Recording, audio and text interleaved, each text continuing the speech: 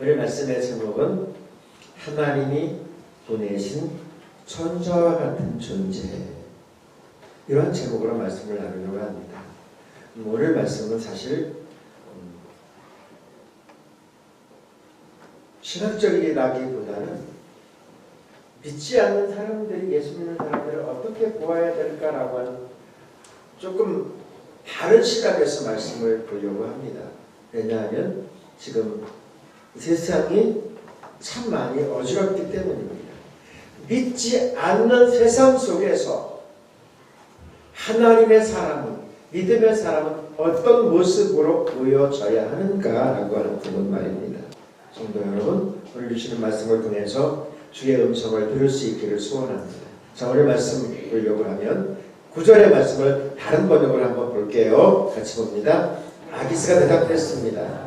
내가 보기에도 네가 하나님의 천사처럼 내게 잘했음을 안다. 그럼에도 불구하고 블레셋 지휘관들은 그가 우리와 함께 싸움에 나가서는 안 된다고 하는구나. 아멘.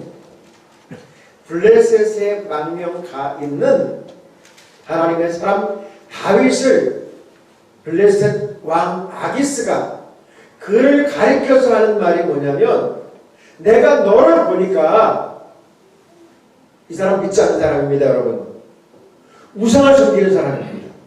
하나님과 전혀 관계없는 이 사람이 하나님의 사람 다윗을 뭐라고 이야기하냐면 하나님의 천사처럼 보인다라고 이야기합니다.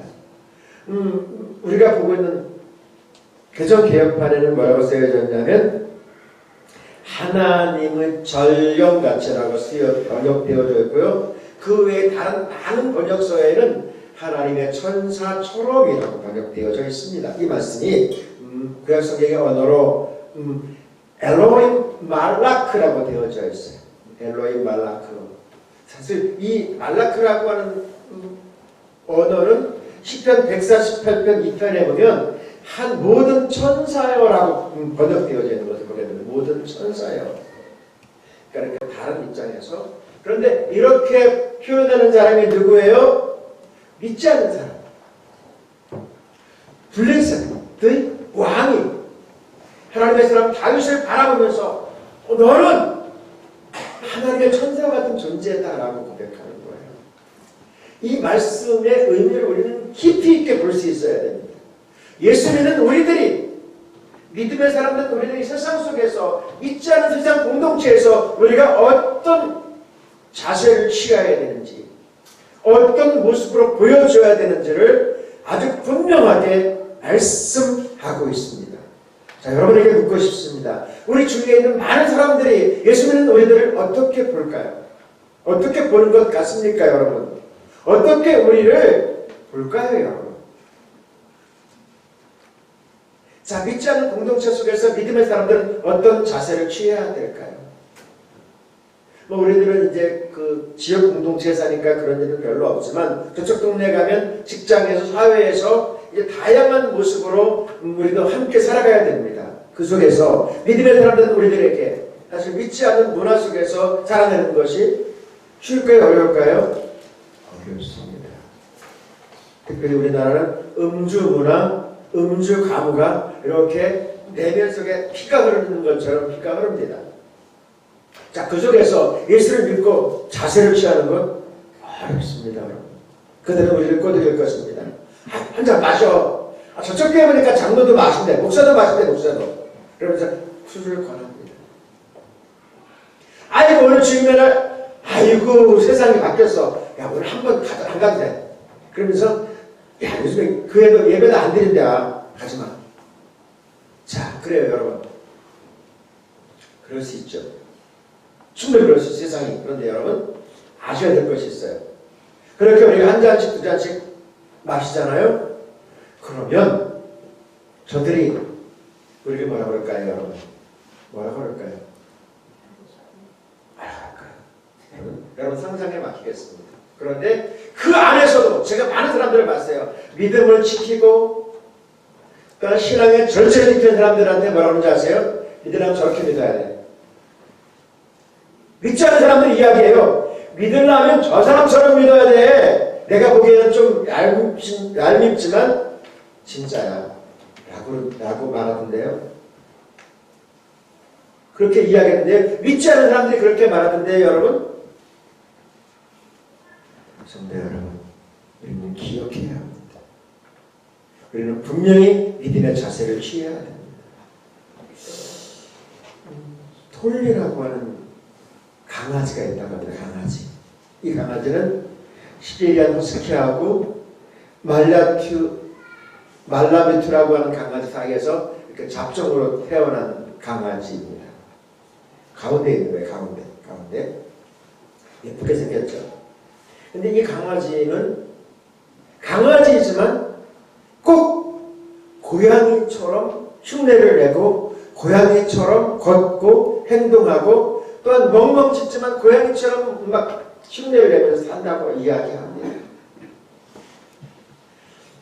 강아지이지만 고양이 같은 개.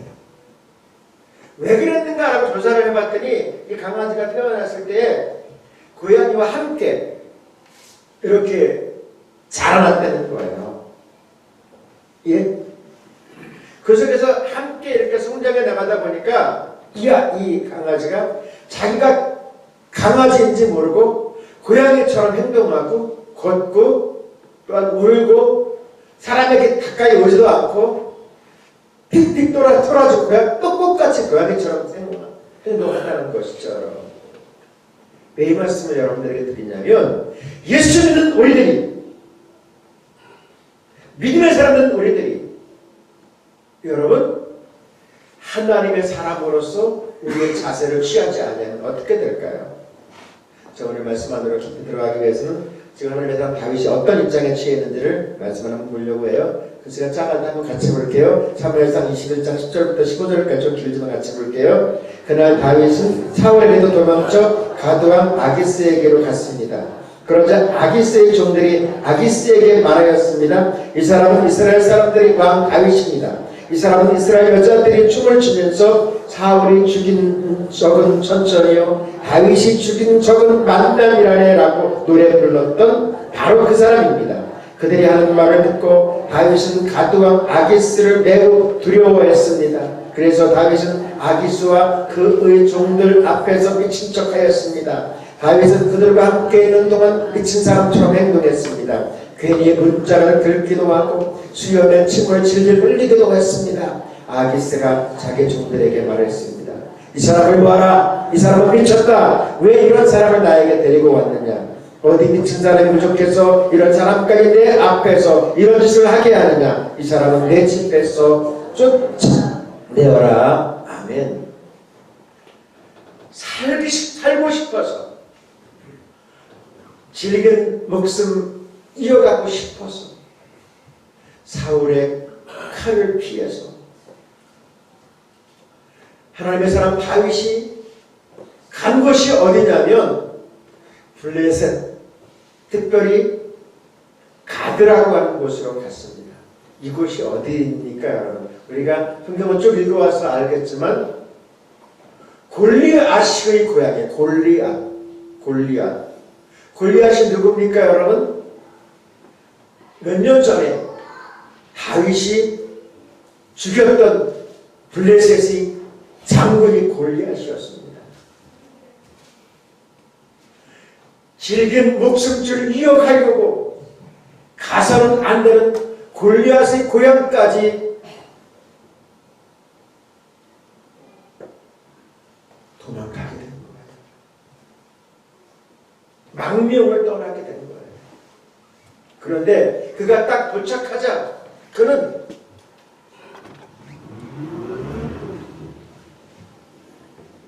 왕 앞으로 끌려갑니다.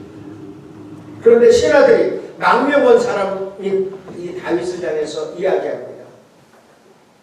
저 사람이 누군지 도대체 알긴 아십니까? 야, 저 사람은 우리의 대장군 골리앗이 죽게 한 사람입니다.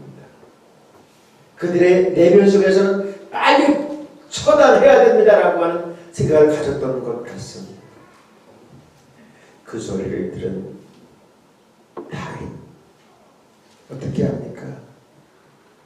우리가 수호지라고 하는 책에서 읽었듯이 한친이라고 하는 젊은 장수가 성장해 나가는 가운데 불량배들이 그를 향해서 온갖 비난을 할 때 꾹꾹 참았고, 불량배가 이렇게 이야기합니다. 네가 사내야? 너는 사내가 아니야. 내 발밑대로 가랑이새를 기어가지 않으면 너는 목숨을 끊어버릴 거야. 그때 한 신이 우리가 잘 아는 대로 그 불량배의 가랑이 사이로 지나면서 꾹꾹 참았던 그런 이야기, 우리가 옛날에 들었던 이야기 잘 아시지 않습니까? 그리고 훗날 이제 유방의 밑에 들어가서 항우와 싸워서 항우를 물리치고 대장군으로 세워져 가는 그런 사람으로 바뀌어가지 않습니까? 우리가 들었던 옛날 이야기. 그 이야기가 비슷하죠. 다윗은 살아내려고 목숨 이어가려고 어떻게 했어요? 아기싸 미친 듯이 침을 흘리면서 미친 척하는 모습. 왜요? 왜 그렇게 했습니까? 살아내려고 한 거예요. 살아내려고. 그러니까 블레셋 지역에 대해서 조금 우리가 이해해야 돼요. 블레셋 지역. 블레셋은 지중해 쪽으로 가자지구, 오늘날로 말하면 가자지구, 팔레스타인. 성지순례가 한 분은 알게 됩니다. 팔레스타인 사람들은 지금 서안지구, 예루살렘 중심으로 해서 서안지구에 조금 살고, 가자지구, 지중해 쪽으로 가자지구에서 이렇게 벽 보셨죠? 벽? 성지순례가 벽 보셨죠? 거기가 서안지구 쪽이고요. 가자지구 쪽에 팔레스타인 지역에 살고 있는 사람들입니다. 지중해 이 사람들은 5개의 오늘날 부족으로 연맹체로 나라를 구성하고 있습니다. 가자, 아스글론, 아스돗, 에글론, 가드. 이제 그 중심에 누가 있냐면 가드. 블레셋에 망명한 다윗은 가드 지역, 예루살렘 위쪽에 지중해 쪽에 그쪽으로 피난 간 거죠. 망명한 거예요, 망명. 그곳에서 미친 척하면서 살아내려고 하는 하나님의 사람 다윗을 만나고 있습니다. 여러분, 우리가 인생을 살다 보면 조국을 떠나야 될 때도 있고 고향을 떠나야 될 때도 있습니다. 여러분, 그럴 때마다 우리는 늘 기억해야 됩니다. 내가 누구인가? 나는 어떻게 살아야 되는가를 늘 기억하면서 믿음을 지켜내야 할 줄로 믿습니다.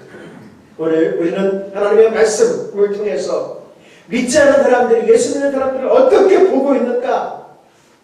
이것을 기억하면서 나는 어떤 자세를 취해야 될까? 말씀을 통해서 찾아낼 수 있기를 소원합니다. 세상이, 현상이, 환경이 우리를 참 힘들게 할 때도 있을 것입니다. 살아가다 보면 우리의 삶의 여정 가운데 예기치 않는 일들이 끊임없이 발견되어질 것입니다. 그럴 때 믿음의 사람은, 하나님의 사람은 어떤 자세를 취해야 될까요? 성도 여러분, 오늘 말씀의 제목이 뭐예요? 하나님이 보내신 천사와 같은 존재. 이것이 말씀의 제목입니다. 믿음의 사람은 믿음의 정체성을 지켜야 합니다. 내가 믿음의 사람임을, 내가 하나님의 사람임을 분명히 자존감을 가지고 지켜내야 합니다. 물론 하나님의 사람 다윗이 살기 위해서 아기스 왕 앞에서 침을 흘리면서 벽을 긁으면서 미친 척 하고 있지만 훗날 아기스 왕은 다윗의 믿음을 인정하고 있습니다. 6절의 말씀 같이 볼게요. 그래서 아기스는 다윗을 불러 이렇게 말했습니다. 여호와께 맹세하지만 너는 나에게 충성을 다했다. 나는 내가 내 군대에게 이래 죽으면 좋겠다. 너는 나에게 온 대로 잘못한 일이 하나도 없다 하지만 블레셋 왕들은 너를 믿지 못한다. 블레셋 연합군이 이제 이스라엘을 치기 위해서 함께 모여서 진군하기 시작합니다. 그때 망명 온 다윗도 할 수 없이 아기스를 따라서 가려고 하지만 다른 족장들이 아기스 왕을 향해서 이야기합니다. 당신을 따라오는 저 다윗, 우리와 함께 갈 수 없습니다. 당신이 아무리 인정해도 갈 수 없습니다 라고 이야기했을 때에 아기스 왕이 다윗을 향해서 증언하는 말씀이 있어요. 그것이 뭐냐면 우리가 보았던 9절, 6절 이렇게 함께 보았지만 6절에서는 하나님의 살아계심을 두고 맹세하노니, 그리고 9절 하나님의 전력이라고 표현하는 거죠. 저는 하나님을 믿지 않는 사람입니다. 저는 믿음과 전혀 관계없는 사람입니다. 저는 이방 사람입니다. 그럼에도 불구하고 아기스의 입에서 무엇이 나와요? 하나님의 이름이 나오고 있습니다. 여러분, 이걸 우리가 주목해야 돼요. 성경을 읽으면서 주목해야 될 부분이 있어요. 믿지 않는 사람의 입에서 하나님의 사람 다윗을 바라볼 때에 너는 진짜 하나님의 사람이구나, 너는 진짜 하나님을 믿는 사람이구나 라고 하는 것을 그가 인정하고 있다니까요. 여러분, 성도 여러분, 이것은 무엇을 이야기합니까? 망명 가서 살고 있지만 저는 그 안에서 어떻게 삶의 자세를 취했을까요? 어떻게 살았을까요? 참 좋은 믿음의 사람으로 살았던 것을 우리는 알게 됩니다. 아기스 왕이 바라볼 때도 이 사람은 하나님이 보내신 천사야, 이 사람은 진짜 하나님을 믿는 사람이야 라고 인정하고 있잖아요. 제가 다른 말 하는 거 아니잖아요. 성경 말씀 이야기하고 있지 않습니까? 여러분, 우리가 이 시대를 살아가면서 세상 속에서 어떤 믿음의 사람으로 살아야 합니까? 여러분, 믿지 않는 사람들이 우리를 어떤 모습으로 바라봅니까? 예수 믿으면 뭐해? 기도하면 뭐해? 저 믿지 않는 사람한테 드는 게 아니라 믿는 사람한테 드렸거든요. 예? 믿음의 사람들끼리 서로 이야기하면서 예배드리면 뭐야? 교회 가서 기도한다며 기도하면 뭐해? 라고 하는 비난의 소리를 들었단 말입니다. 여러분, 제가 제일 처음에 와서 이 동네에 와서. 성도 여러분, 우리는 기억해야 합니다. 우리 하나님의 말씀 앞에 서서 이 시대를 분별하면서 하나님의 사람으로, 믿음의 사람으로 내가 어떤 믿음의 자세를 취해야 되는지 이거 잊지 않아야 합니다. 세상은 참담한 속도로 변화될 것입니다. 그래서 제가 역사를 가만히 계속해서 공부합니다. 1900년대 유럽의 역사, 유럽의 교회의 역사, 2000년대로 넘어가는 이 정점의 역사, 한국 교회 역사를 이렇게 살펴보고 또 공부하면서 느끼는 것이 있습니다. 2020년은 100년 전에 1920년대의 역사처럼 또 다른 정점을 이룰 것으로 예측해 봅니다. 딱 100년 전의 일이잖아요. 1918년부터 1920년까지 스페인 독감으로 인하여서 5천만 명 죽었던 일들 말이에요. 딱 100년 만에 일어난 일입니다. 그래서 그 일을 가지고 와서 사람들이 이렇게 이야기합니다. 이 바이러스 사태도 금방 끝나지 않을 것이라고 하는 이야기, 부정적인 소리들이 참 많이 나오고 있습니다. 믿음은 말입니다, 여러분. 함께 모여서 예배할 때 믿음이 유지되는 거예요. 유럽 교회가 1960년대, 70년대 넘어가면서 완전히 무너집니다. 완전히. 그 완전히 무너지는 역사 가운데 뭐냐면 유럽에서 다른 나라 사람들은 이민을 받습니다. 이민. 전통적으로 살았던 유럽 사람들은 주님의 날을 철저히 예배하면서 지켰어요. 그러다가 이민 받은 사람들은 예수를 안 믿는 거거든요. 이민 온 사람들이 국가에게 자꾸만 요청하는 겁니다. 우리가 주일날 나가봤더니 다 문 닫고 우리 살 수가 없어. 이민 온 나라 이렇게 다시 하시느냐. 우리도 그냥 주일날 이렇게 문 여는 거 허용해달라. 이렇게 하면서 조금씩 그들의 이야기를 듣기 시작합니다. 그러면서 이것이 여러분 어둠의 문화는 금방 발전하게 돼요. 그리고 확 열어버립니다. 주일날 열어도 괜찮다고 하는 것을 그냥 공공연하게 열어버립니다. 그 순간 교회는 여러분 4,000명 모이던 교회가 5년, 6년 만에 20년 문 닫아버렸습니다. 독일의 그 유명한 교회들 말입니다. 이게 역사에 나와 있어요. 예? 그리고 저들은 이제 완전히 교회와 상관없는 삶을 살기 시작합니다.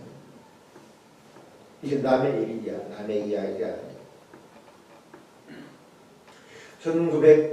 1992년 10월 28일을 정점으로 해서 우리나라 조국 교회는 이제 하얀 곡선을 타고선 쭉 내려오고 있습니다.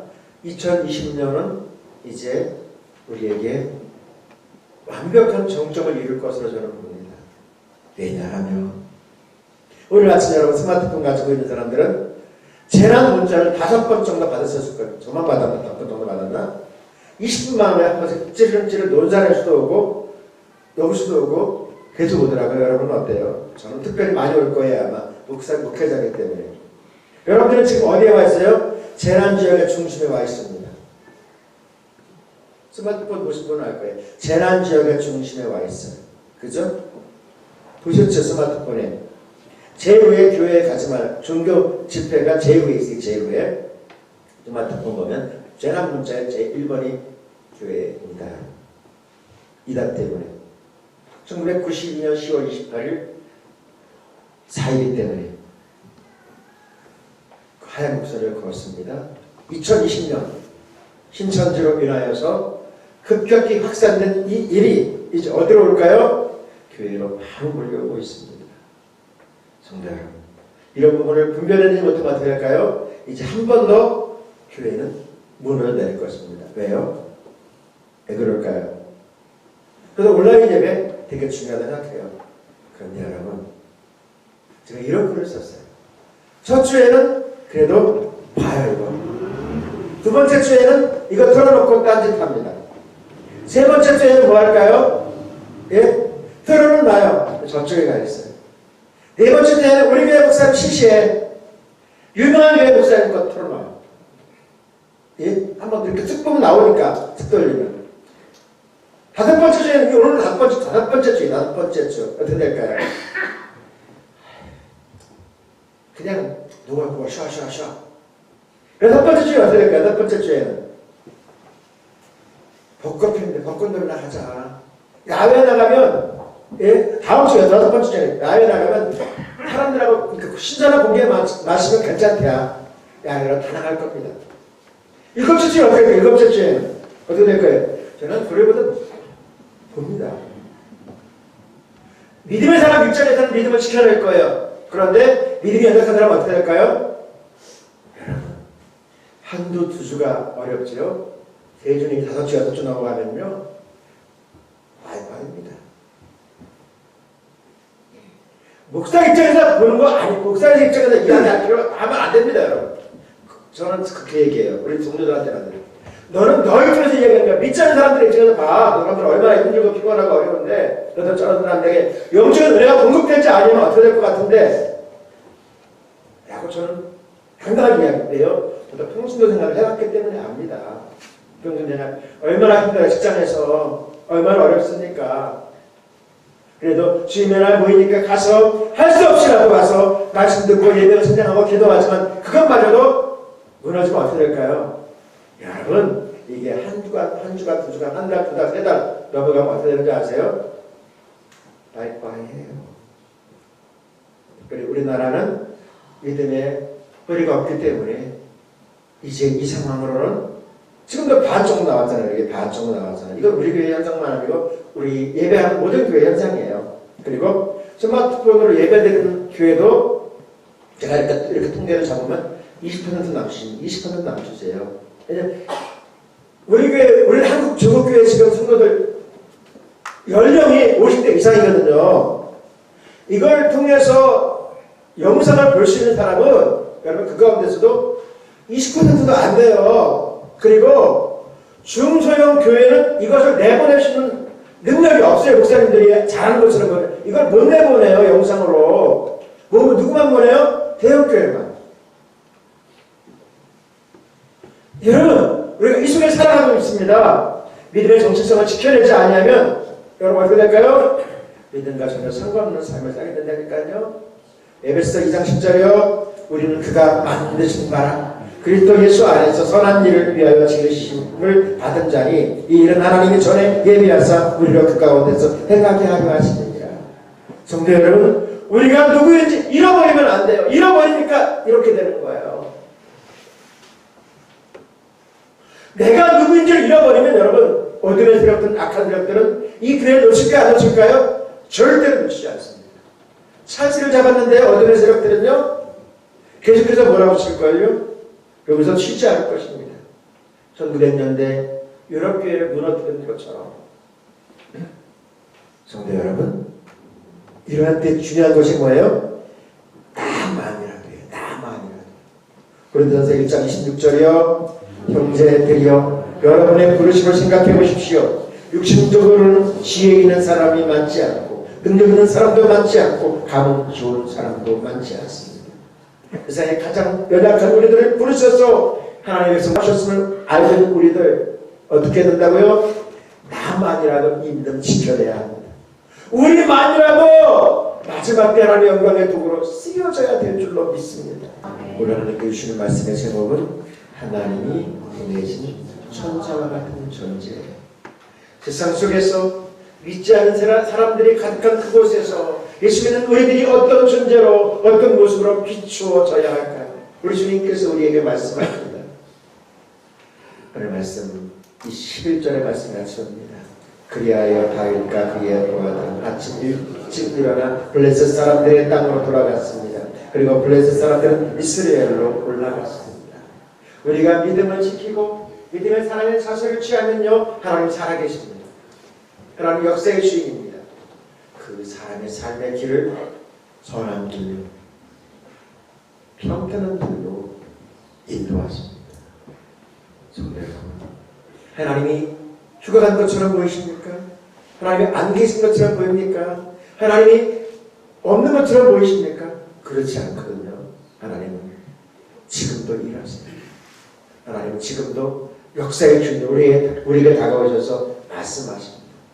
그 순간 하나님의 사람 다윗은 이해할 수 없었습니다. 자기 자신도 사실은 갈등이 엄청 냈죠. 왜냐하면 자신은 기름 부음 받은 차후의 왕이 될 사람인데 조국 이스라엘과 전쟁에 나가서 싸워야 된다? 이건 말도 안 되는 일이지만 할 수 없이 망명자이기 때문에 군대에 참전했지만 하나님께서 하시는 놀라운 일들을 우리는 말씀을 통해서 바라봅니다. 블레셋의 아기스의 다른 지역 사람들이 저 사람과 함께 전쟁에 나갈 수 없습니다 라고 말하게 하시는 것, 여러분, 배후에서 하나님께서 역사하고 있음을 우리는 말씀을 통해서 발견합니다. 하나님 지금도 일하세요. 그리고 다윗은 이제 동족 간의 전쟁에 참여하지 않게 하시는 하나님의 놀라운 은혜를 경험하게 되지 않습니까? 성도 여러분, 지금 세상이 어지럽습니다. 그럼에도 하나님의 인도하심을 믿을 수 있기를 소원합니다. 하나님의 역사하심을 믿을 수 있기를 소원합니다. 하나님은요, 선한 길로, 공의의 길로 믿음의 사람을 이끌고 가고 있습니다. 중요한 것은 우리가 그것을 들을 수 있어야 합니다. 오늘 새벽에 나오신 분, 아까 보고 있는 말씀을 함께 나눴잖아요. 에바다. 하나님이 닫힌 길을 열려주셔서 하나님의 놀라운 역사 가운데 예수님께서 예수님의 살아계심을 입증한 것 말입니다. 귀를 열어서 들어야 됩니다. 성도 여러분들은 그 자리에서 주의 음성을 들으실 수 있기를 소원합니다. 이 말씀을 기억하면서 하나님의 사람 다윗이 이 상황을 가슴에 품고서 지었던 말씀, 하나님의 은혜 가운데 쓰였던 말씀이 시편 34편이에요. 시편 34편. 이 상황에 대해서 자신이 훗날 이제 기록한 말씀이 시편 34편입니다. 그 말씀 가운데 17절과 19절 같이 볼게요. 의로운 사람들이 부르짖을 때에 여호와께서 들으시고 모든 어려움으로부터 그를 건지십니다. 여호와는 마음이 상한 사람 곁에 계시고 낙심한 사람들을 붙들어 주십니다. 의로운 사람들에게도 어려움이 많을 수 있습니다. 그러나 하나님께서 모든 어려움에서 구해주실 것입니다. 얼마나 다윗이 갈등했는지를 아주 분명하게 보여주고 있는 말씀이에요. 아기스를 따라 나섰지만 지금 동족들을 죽여야 되는 그 상황 가운데 얼마나 갈등했어요. 그런데 하나님께서 일하셔서 아기스의 다른 족장들의 입을 통하여서 그를 위기 가운데로 밀어넣지 않고 나갈 수 있는 길을 열어주신 하나님의 놀라운 역사. 그 순간에는 잘 몰라요. 시간이 지나면 하나님이 하시는구나, 하나님이 하셨구나 고백하고 있는 줄로 믿습니다. 여러분, 우리가 살고 있는 이 시대 어렵습니다. 예수 믿는 거 힘듭니다. 그럼에도 불구하고 우리 믿음 지켜냅시다. 믿음을 지켜냅시다. 시편 34편 9절부터 10절 같이 볼게요. 주님을 믿는 성도들아 그를 경외하여라. 그를 경외하는 사람들에게는 아무런 부족함이 없을 것이다. 젊은 세자들이 먹이를 잃고 굶주릴 수 있으나 주님을 찾는 사람은 복이 있어 아무런 부족함이 없을 것이다. 아멘. 할렐루야. 성도 여러분, 어렵습니다. 힘듭니다. 그리고 상황이 극단을 향해서 치닫고 있습니다. 그럼에도 불구하고 주님이 우리에게 말씀합니다. 주님을 경외하라. 주님을 찾고 믿음을 지켜라. 답은 하나님께 있습니다. 답은 세상에 있지 않습니다.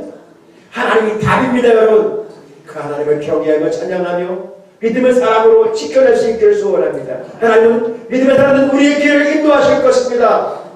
하나님은 저와 여러분의 삶을 지켜주실 것입니다. 그 은혜의 삶을 살아낼 수 있기를 주님의 이름으로 축원합니다.